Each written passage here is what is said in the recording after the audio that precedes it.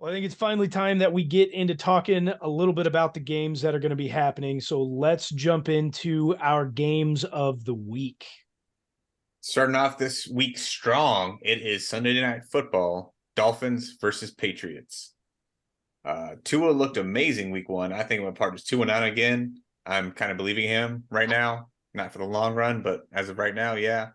Tyreek proved he is one of the top wide receivers in the NFL. And they just have way too much speed on the Dolphins over there. While the Patriots defense is amazing, Mac Jones finally figured some stuff out. He actually has an offensive coordinator this year. Let's see if they can figure it out. They hopefully will not be playing in the rain this week, but it'll be a big moment for everybody in that game. The Pats defense finally got it turned around in the second half of the game versus the Eagles. Do you think that Bill can finally get that defense kicking for a full season? And do you think that Mac Jones can finally be the guy that they're hoping that they picked? Bill will definitely get that defense humming for a whole entire year. He had him going pretty well last year. They were ranked number one in fantasy overall, anyways. And the only problem really last year was the detriment of Mac Jones. He really put the defense in bad position over and over again. He struggled big time last year. I did see a report come out a little bit before we started recording as well.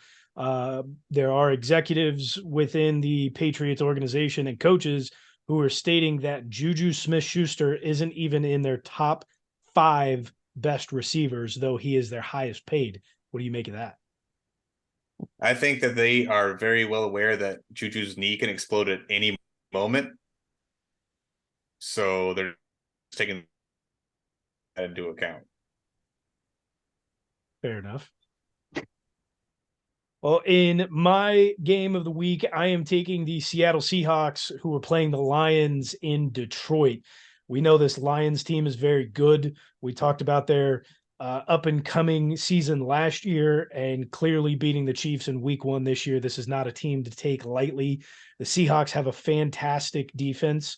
A couple guys over there that we've raved about last season who are ready to go this year, as well as the offensive side. You can't steer wrong with a guy like DK Metcalf or Kenneth Walker III.